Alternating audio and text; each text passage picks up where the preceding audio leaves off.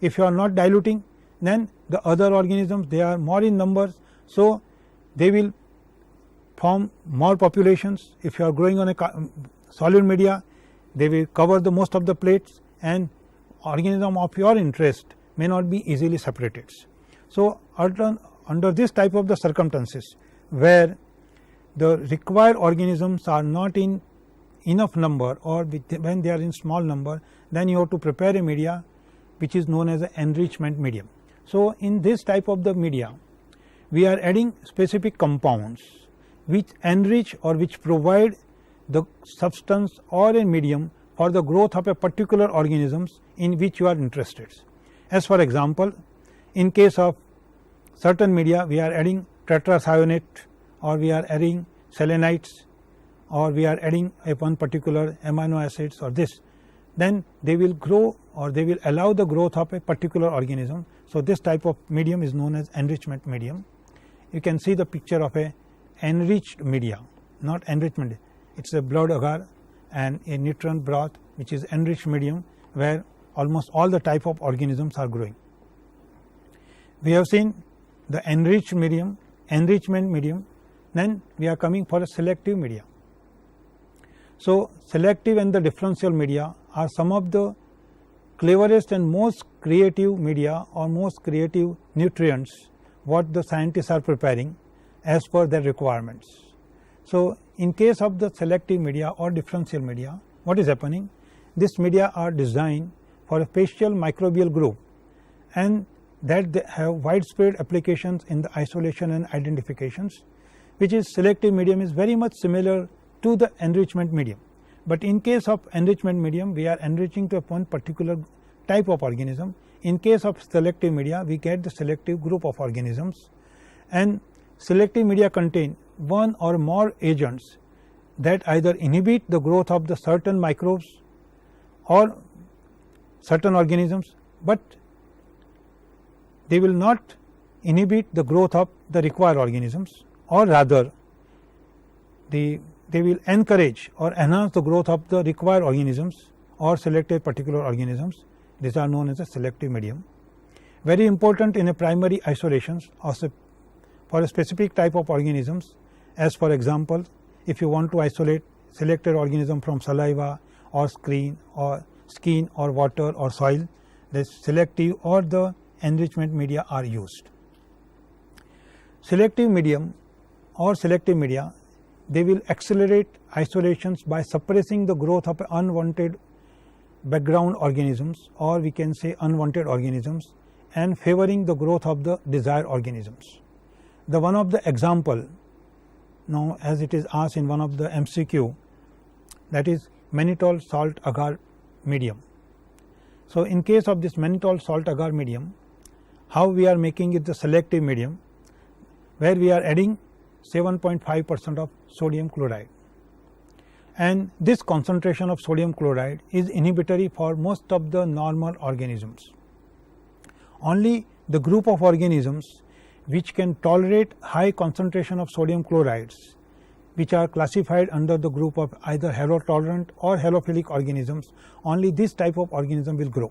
Or in case of medical microbiology, where if we want to isolate staphylococcus, now then for the isolation of staphylococcus, we are adding specifically 7.5% of NaCl and mannitol agar. So most of the other organisms, they will not grow as luxuriantly as the staphylococcus will grow, and you can isolate these organisms. Other selective media are McConkie agar and eosin methylene blue agar or EMB agar. This media will select McConkie agar. It is selective for a gram negative organisms, where the growth of gram positive organism is suppressed, and you will not get the growth of gram positive organism very luxuriantly. Eosin methylene blue, once again it is more selective as compared to the McConkie agar, and there it is growing a specific differentiation of a E. coli. When E. coli will grow, we produce the metallic scene. So it is selective as well as differential medium. This McConkie and eosin methylene blue, they serve as both this purpose. Now slightly different from a selective medium, the differential media, grow several types of organisms. In selective media you are getting growth of a few types of organisms, while in case of a differential media you are getting growth of the many organisms, but now they are giving different morphological colony, or they are giving different shade of the colony, or they are giving different color. So you can, based on the types of the colony, size of the colony, or the color produced surrounding the colony, or color produced in a medium, you can differentiate different group of organisms. Differentiation shown up as variation in the colony size, color, change in the medium color, or in the formation of a gas bubble or the precipitates. The variation comes from the type of the chemicals this media containing. In some media we are adding some dyes, in some media we are adding the indicator, pH indicators. So depending upon either formation of more acids or formation of more alkali, the pH indicator will work, and it gives either yellow color or pink color, or in case of the high media which are producing, which is this type of a chromogenic media where the various types of the other dyes are added, and you will find blue color colony, green color colony, yellow color colony, and you can differentiate amongst the various types of organisms grown on that particular media.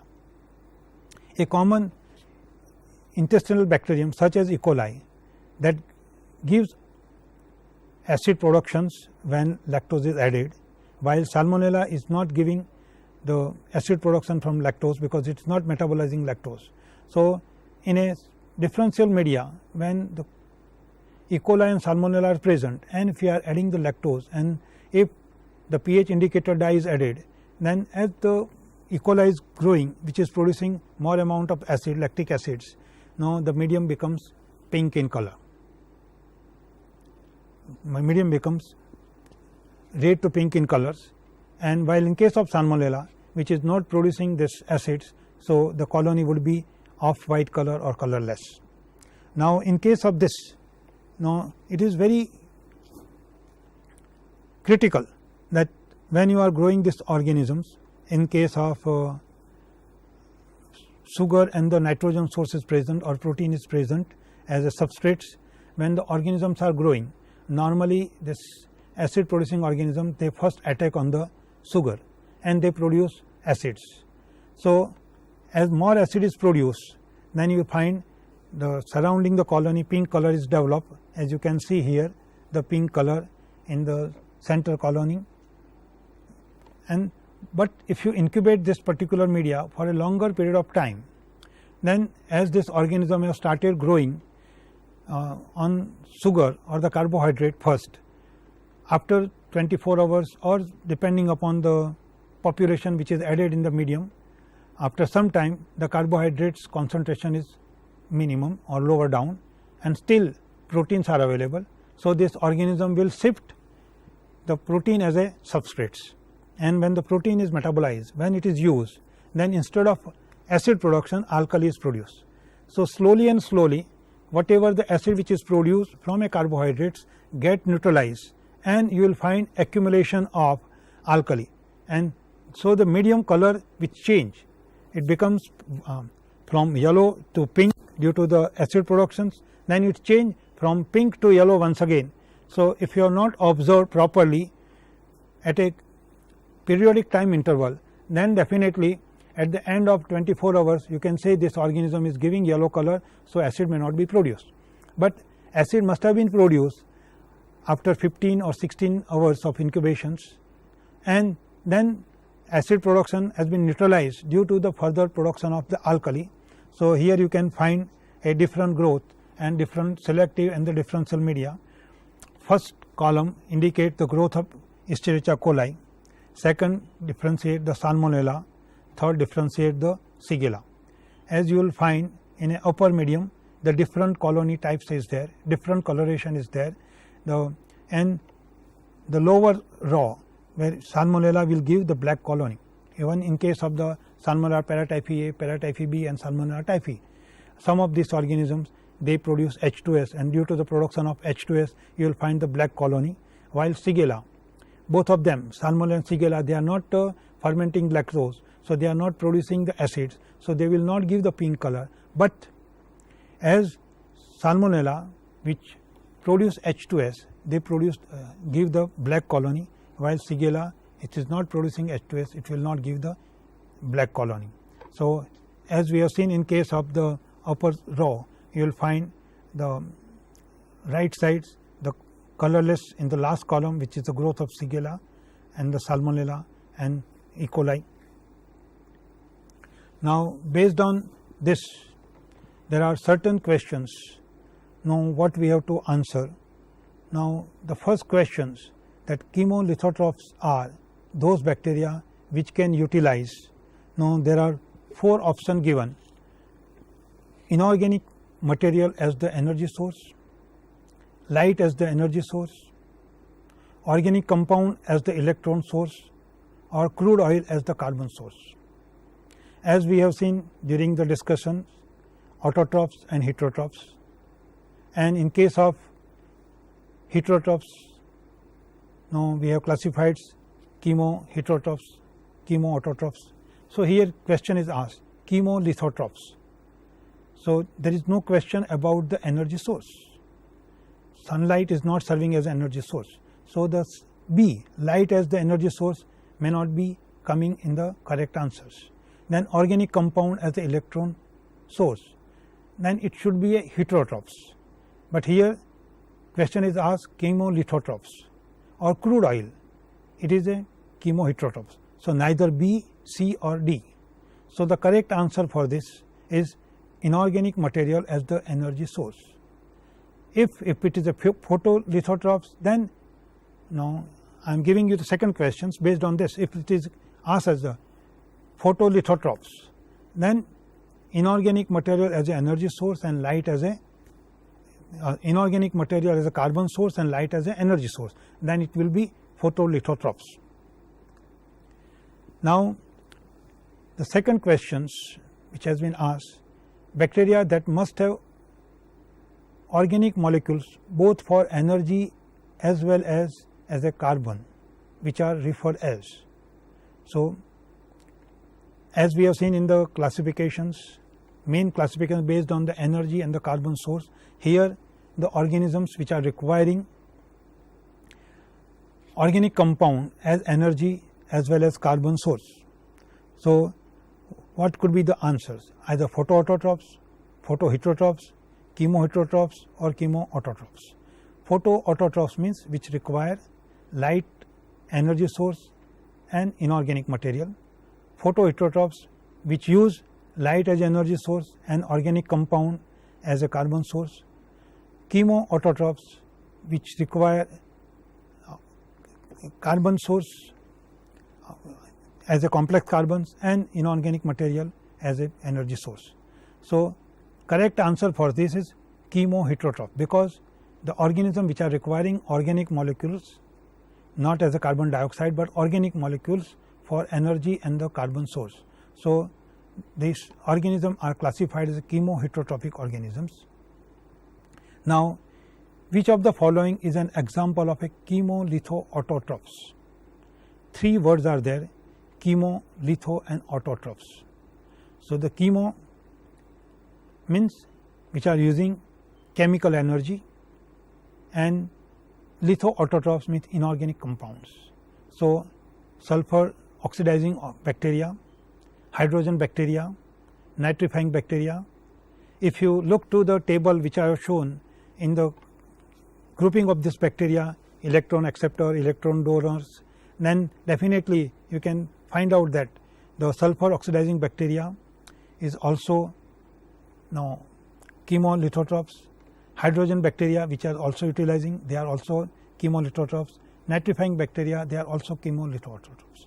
So the correct answer for this, all of this means A, B and C all are present. So all of these organisms, they are the chemolithoautotrophic organisms.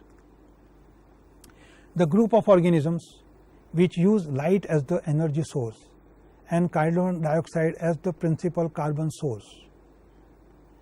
Light as an energy source, so they are the prototrophs. So the B and C, they are out of questions, because we are classifying them on the energy source of photo. So either it could be A or D. So we have to look to the second one, the organism which are utilizing light as energy source and carbon dioxides. So we know that the carbon dioxide is the simplest carbon compounds, and that is why the D is the correct answer, photoautotrophs.